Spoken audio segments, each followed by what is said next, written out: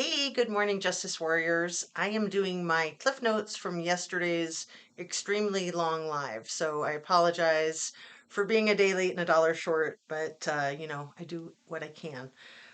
It was a very fascinating, very long live. It was about an hour and 40 minutes, I think. And I try to keep them under an hour. They usually go about an hour. But there was just a lot in there and I didn't want to miss any of it. So let me see if I can run through this Cliff Notes in 15 minutes or less. It's going to be tough. Everything I say is simply my opinion. It is all for the sake of conversation, hoping to have an intelligent discussion. I love learning, and I feel like I learned so much doing this YouTube thing that is just extremely fascinating. So thank you for having me as part of your true crime community, as I like to say. Um, and all of my videos are made for YouTube specifically, which is an entertainment platform. Annie Potts is one of my regulars, and she had sent me an email the day before yesterday with some still shots, and she was really concerned that somebody was using pliers on Madison's face. And I was like, what? I don't see it. I saw something, but not that. Anyway, I think it was later that same night, the night before last, that she went on Truth and Transparency and was live with Lana, and they broke down the frame by frame still shots from the Grub Truck video, and they did a phenomenal job. So I wanted to give a humongous shout out to Miss Annie Potts and to Miss Lana from Truth and Transparency. So it's phenomenal. I put it in the link. I put the link in my description of my long live from yesterday if you want to watch that and don't know where to find it. So I spoke again. I try not to speak about my professional experience. I don't mind, but I just don't want to hyper focus on that. And also just my personal experience. Again, I don't mind. It's just that I don't want it to be a distraction. And I also don't want anyone to think I'm showing off in any way, shape, or form. I just want people to know that I am legit. I've been very well educated, mostly from real life experience, but also academically. So I have multiple family members that have been in the military. I have multiple family members that are first responders. I have worked in mental health settings like the hospital, mental health court, family court. I was a professor at a small university in Seattle in the late 90s, around the year 2000, before I had my first child. Um, and then I quit doing that because I had started my own private practice and was doing providing expert testimony in court and had a new baby. So I was a little bit busy. And unfortunately, education doesn't pay that much. It's really sad. I didn't believe it until I was doing it. So it's very unfortunate. It should pay better, in my opinion, my humble opinion. Um, so I wanted to reiterate, and maybe I haven't even been clear, that I have never suspected Brent Kopaka. This is all about the Idaho 4 case. I've never suspected him for the unaliving of the Idaho 4. I suspect that he could have had knowledge about it, and I've wondered if he actually was the IT guy at the University of Idaho or Wazoo. Those rumors have been circulating. We all know that you know the the campus went dark, so there was a lack or a lag of IT in Moscow the night of the horrible, tragic unalivings. So, also keep in mind that Kaylee Gonzalez's father is an IT expert for the Kootenai Hospital. Um, I reiterate again and again that I have a no troll policy, and just want to state that. I feel like I don't have time, so sorry, not sorry. Get a life. It's okay to have different opinions. It's absolutely fine. Please express your opinion no matter what it is. Just don't be attacking anybody and don't be a jerk. It's not that tough, in my humble opinion. So Kaylee had said to her father that trafficking is real, and he shared that in at least one interview, if not more. And I'm extremely curious what Kaylee meant by that and what her experience was, why she was saying that. So, one of my viewers said in the chat, and I always want to be extremely cautious with chat and what I say. I don't want any rumors to come from my channel. If I can prevent it, I will do everything I can in my power to prevent that. So, um, Brent K had ties to Illinois, is what one of the people in my chat said. So I tried to Google that after the live, and I did find a Brent Kopaka that had some business ties in Illinois, but I have no idea if it's the same Brent Kopaka. I didn't see a middle name, I didn't see an age, I didn't see any of that.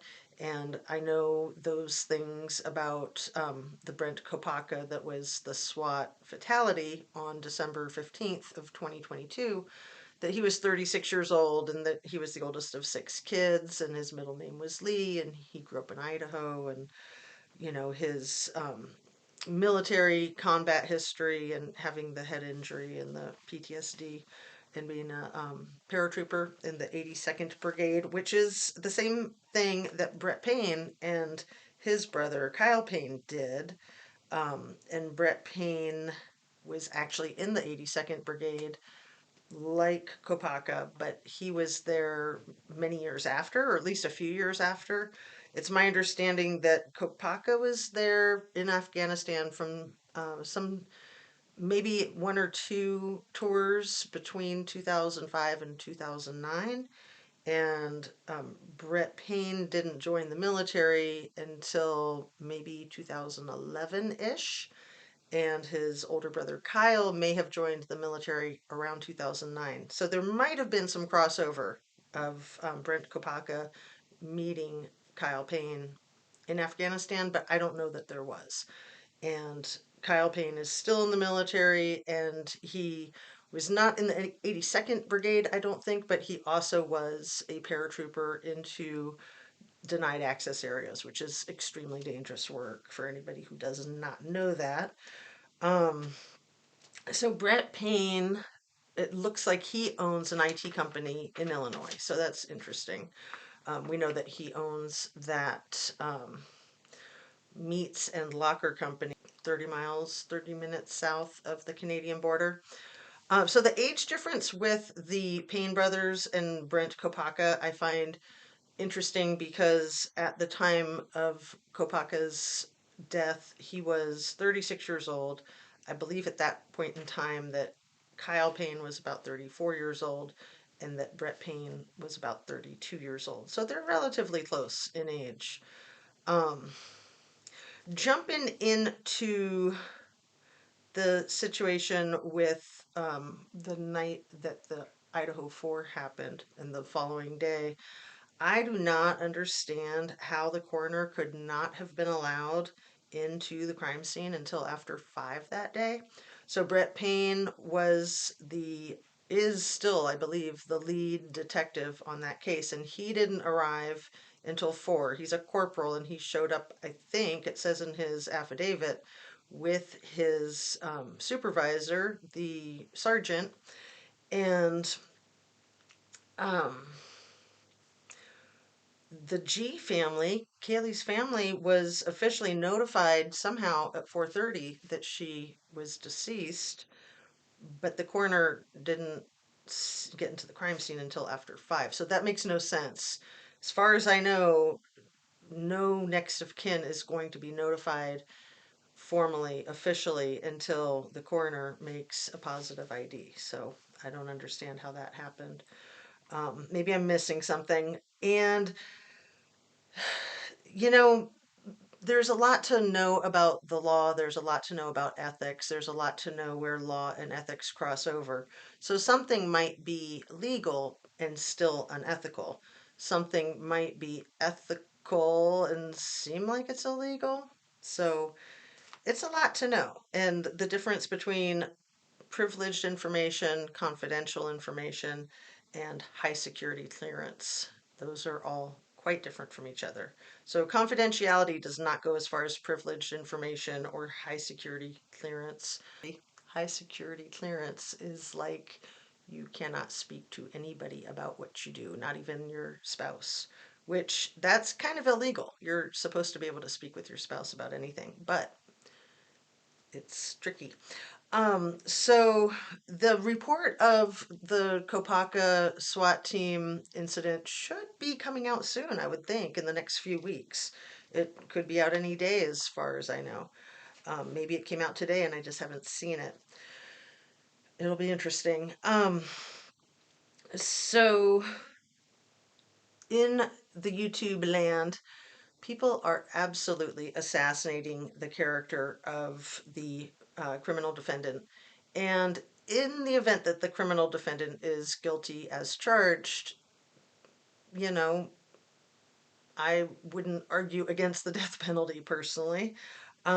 However, he's not had his day in court yet, and it's completely inappropriate for anybody to be assassinating his character. And especially, you know, there's people who will never believe that he's guilty, even if he's charged, right? They'll still think all the conspiracy theories. And then there's the flip side. There's people that will never believe that he's innocent, even if he is found innocent in a court of law. So, you know, people are very set in their opinions, and I think it's good to be flexible and just to kind of take the information as it comes. And it's okay to change your mind. You know, it's okay to think one thing one day and something else the next day. That's just kind of part of life. And there's just no need to attack anybody for having a stupid opinion if it's not yours. People digging up dirt on Koberger and trying to say that he was this awful uh, murderous type because he had a bad Tinder date 8 years ago, 7 years ago, right? He also gave unwanted noogies in high school, so we know for a fact that he's the type that would do it. Not only that, but he even grades women more harshly than he grades men, and he's a very harsh grader. So, like, really, if that's all the dirt you can come up with on somebody when it's been over 3 months since the arrest, sounds like they have a pretty clean record. I'm not saying he didn't do it. I'm just saying it sounds like he has a pretty clean record. Um, so I am very concerned about the body cam footage of the two police officers walking up to the 1122 King Road residence. Um, and that was August 16th, and it was like 5:30 in the evening. They went over to Jack D's residence and then they walked over to Kaylee's residence. There were people partying in the driveway at Jack D's house, so they spoke with them, said keep it down. They walked over to Kaylee's place, and on the walk there, they literally passed by at least five white or silver cars that looked like they could be Hyundai Elantra sedans. I'm just saying, it's interesting. One of those two police officers was Sergeant Blaker, who, and thank you for my commenters reminding me that Kaylee interacted with Blaker a year prior, approximately, when there was a missing woman that she thought she saw at Walmart and she called the police to report it. I think it was October of 2021. So this is, roughly a year later, August of 2022. And these two police officers lie on their own body cam. They walk up to the house and there's a couple of weird straggler guys at near the front door and they kind of scatter, and as the police are walking up, they see somebody in the window and they yell to that person, have someone come to the front door, and then they proceed to just like walk through the grass or along the side of the house and trespass illegally, and they're kind of interacting about how to explain that they have a right to trespass because nobody came when they knocked. And I don't think they knocked. And then when they get to the back door and people are like, "Wait, what are you doing here?" They're like, "Well, we knocked on the front door and nobody came." So I find that very Concerning, and also concerning that, to my knowledge, they're not being investigated for that because that is illegal to trespass like that. And, to say that there's a noise complaint at 5:30 in the afternoon is quite bizarre. And the way they're acting is very bizarre. One of the police officers is like leaning up with his arm on the beam, and he's just kind of looking like he's waiting on his girlfriend or something. That's Blaker. That's the one.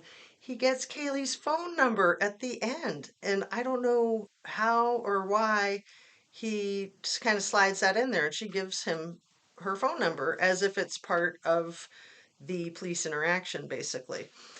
Um, they gave them an informal warning or formal warning, but they didn't write them a ticket. And he says something to her like, well, it's pretty expensive, and I'd much rather see you spend $300 on beer. Really? And why would that be? Why would a man want to see a hot young woman spend 300 bucks on brewskis? So strange. So strange. I just can't believe he said that.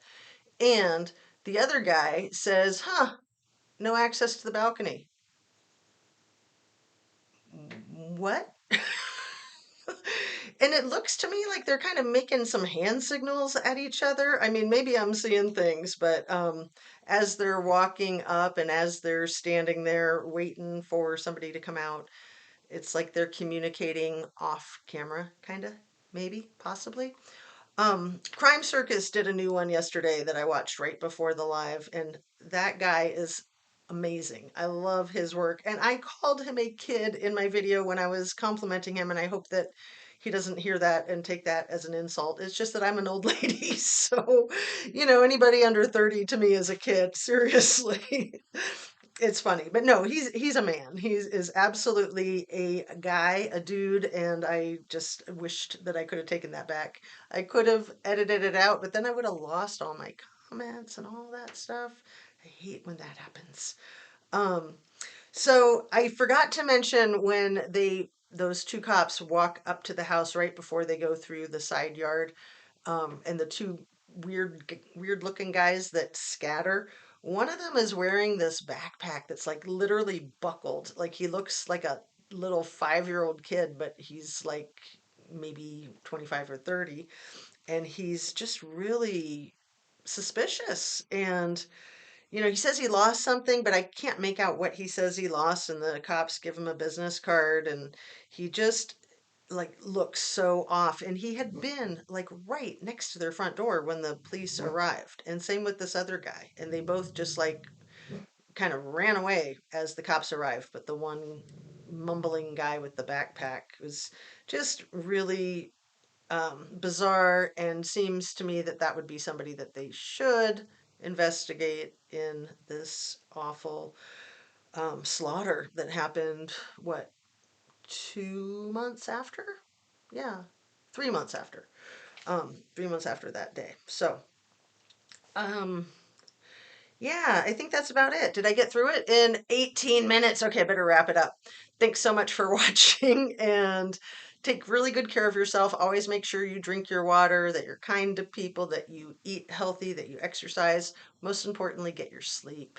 That is the most important thing. A lot of people don't get enough sleep, and there's just every disease imaginable is connected to that. You have to get your sleep. There's no ifs, ands, or buts. So take really great care of yourself. Thanks again for watching. Sending you light, sending you love, and see you on the next one. Oh, don't forget to hit that thumbs up button, like, share, and subscribe. Thanks.